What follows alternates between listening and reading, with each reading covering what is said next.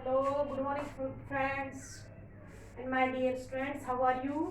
हम पढ़ रहे थे रासायनिक विज्ञान की कुछ मूलभूत अवधारणाएं और जिसमें हम हमारा टॉपिक पढ़ रहे थे पदार्थ में मैंने पहला वर्गीकरण पढ़ा दिया था। भौतिक अवस्था के आधार पर पदार्थ को 3 भागों में बांटा गया है। नेक्स्ट आज हम देख रहे हैं रासायनिक आधार पर पदार्थ द्रव्यों का वर्गीकरण। तो रासायनिक संगठन के आधार पर द्रव्यों को वर्गीकृत किया गया है बच्चों। किस तरीके से वर्गीकृत किया गया है, जैसे हमारे पास पदार्थ जो है उसको रासायनिक संगठन के आधार पर पहले 2 भागों में बांटा गया है। कितने भागों में विभक्त किया गया है? 2 भागों में। पहला है हमारे पास शुद्ध पदार्थ, फर्स्ट है शुद्ध पदार्थ और दूसरा है मिश्रण। अब देखिएगा, हम शुद्ध पदार्थ को फिर 2 भागों में डिवाइड किया गया है। पहला है हमारे पास तत्व और दूसरे हैं यौगिक। मिश्रण को भी 2 भागों में बांटा गया है बच्चों। पहला है हमारे पास समांगी मिश्रण और दूसरा है हमारे पास विषमांगी मिश्रण। एक एक पॉइंट को, एक एक शब्द को हम डिटेल में पढ़ेंगे। पदार्थ के बारे में हमने पढ़ लिया है, अब हम देखेंगे शुद्ध पदार्थ आप किसे कहते हैं। तो पहला पॉइंट है हमारे पास शुद्ध पदार्थ। शुद्ध पदार्थ, देखो बच्चों, शुद्ध पदार्थ हम किसे कहेंगे? शुद्ध पदार्थ आपका तत्व भी हो सकते हैं और यौगिक भी हो सकते हैं। जैसे मेरे पास आयरन की शीट है, वो एक शुद्ध क्या है? आपके पास तत्व है। जैसे मेरे पास गोल्ड है, शुद्ध क्या है? तत्व है। जैसे मेरे पास NaCl है, सॉल्ट है, तो वो एक यौगिक है, तो वो क्या कहलाएगा? आपका शुद्ध यौगिक कहलाएगा। तो पहले हम देखेंगे शुद्ध पदार्थ किसे कहते हैं। देखिएगा, वे पदार्थ जो एक ही प्रकार के तत्व या यौगिक से मिलकर बने होते हैं। वे पदार्थ जो एक ही प्रकार के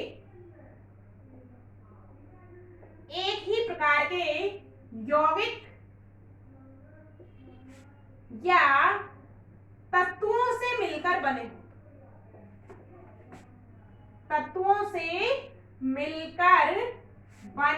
होते क्या कहलाएंगे बच्चों? शुद्ध पदार्थ कहलाते हैं। या हम क्या कह सकते हैं? जिनका संगठन निश्चित होता है और जिनका संगठन कैसा होगा बच्चों? संगठन निश्चित होता है।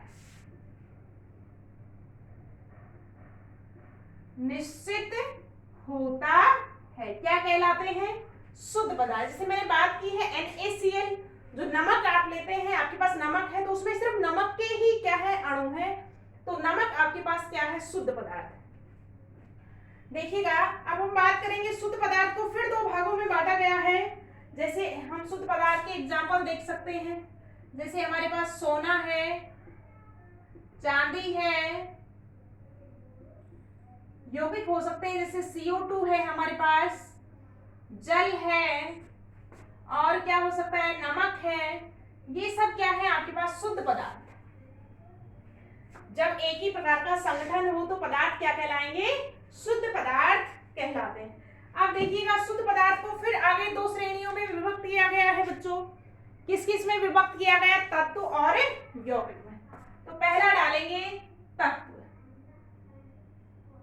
फर्स्ट क्या है हमारे पास? तत्व है। तत्व किसे कहेंगे? वे शुद्ध पदार्थ जो एक ही प्रकार के परमाणुओं से मिलकर बने होते हैं। वे शुद्ध पदार्थ जो एक ही प्रकार के, ध्यान रखना बच्चों, किससे मिलके बने होते हैं? एक ही प्रकार के परमाणुओं से मिलकर बने होते हैं। एक ही प्रकार के परमाणुओं से मिलकर बने होते हैं, क्या कहलाएंगे बच्चों? शुद्ध तत्व कहलाते हैं। मिलकर बने होते हैं, जिन्हें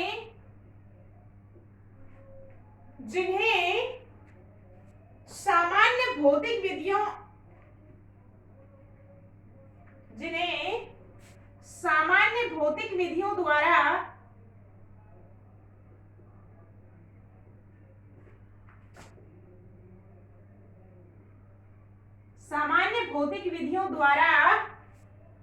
क्या नहीं किया जा सकता, सरल पदार्थों में विभक्त नहीं किया जा सकता, और सरल पदार्थों में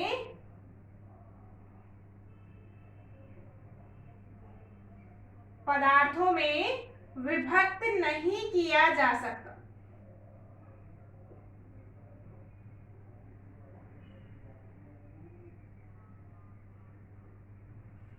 क्या कहलाएंगे बच्चों? शुद्ध तत्व कहलाते हैं। जैसे हम बात करते हैं कि जो तत्व हैं उनको और आगे वियोजित नहीं किया जा सकता। तो ये थी हमारे पास तत्व की। जैसे आप तत्व के उदाहरण भी देख सकते हैं।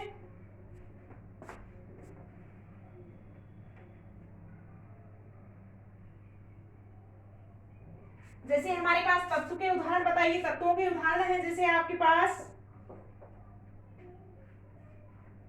जैसे हमारे पास हाइड्रोजन है,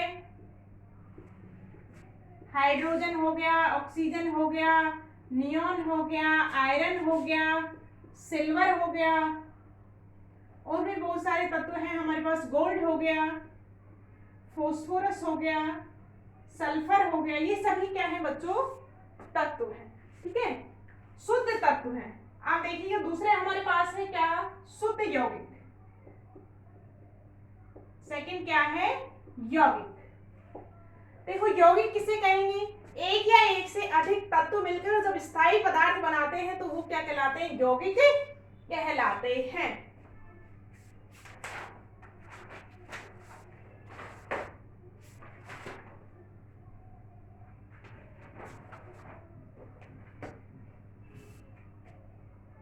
देखिएगा यौगिक कहलाएंगे वे शुद्ध पदार्थ,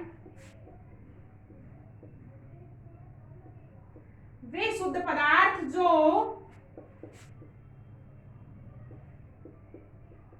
दो या दो से अधिक परमाणुओं के निश्चित अनुपात में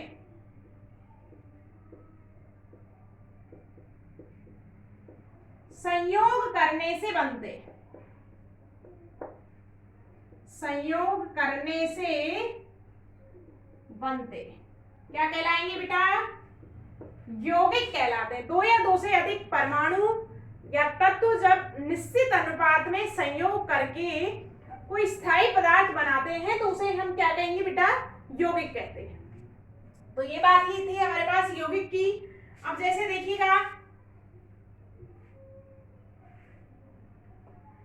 अब देखिएगा जैसे हमारे पास सोडियम तत्व है, जैसे हमारे पास Na है, सोडियम, सोडियम ने क्लोरीन से अभिक्रिया की तो बेटा क्या बनाएगा? NaCl।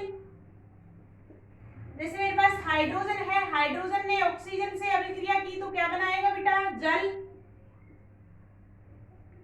तो ये जो नमक है, जल है, ये क्या है? यौगिक है। कि दो या दो से अधिक तत्व निश्चित अनुपात में जब संयोग करते हैं बेटा तो क्या बनते हैं? हमारे पास यौगिक बनते हैं। अब देखो यौगिकों के जो रासायनिक गुण हैं या यौगिकों के जो गुण हैं वो तत्वों से क्या होते हैं? भिन्न होते हैं। सोडियम के अपने गुण होंगे, क्लोरीन अपने गुण प्रदर्शित करेगा, बट जब ये दोनों मिलके NaCl बनाते हैं, नमक बनाते हैं, तो उनके रासायनिक गुण कुछ अलग ही हमको देखने के लिए मिलते हैं। तो हम यहाँ पे क्या कह सकते हैं बेटा? कि जो यौगिक हैं, यौगिकों के गुणधर्म उनके घटक तत्वों से बिल्कुल भिन्न होते हैं। पॉइंट लिखेंगे, यौगिकों के गुण उनके घटक तत्वों से भिन्न होते हैं। बट देखो बेटा एक बात और है, जैसे H2O है, H2O का जब आप विद्युत जल अपघटन करवाते हैं तो वो हाइड्रोजन और ऑक्सीजन गैस में टूट जाता है। तो कहने का मतलब इनको आप रासायनिक विधियों द्वारा सरल तत्वों में क्या कर सकते हैं? वियोजित कर सकते हैं। तो हम क्या कह सकते हैं यौगिक के बारे में? कि जो यौगिक है, यौगिक को विशिष्ट रासायनिक अभिक्रियाओं द्वारा घटक तत्वों में विघटित किया जा सकता है कि यौगिकों को विशिष्ट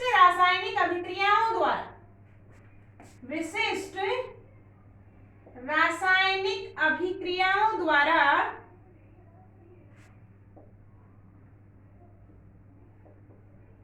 घटक तत्वों में वियोजित किया जा सकता है।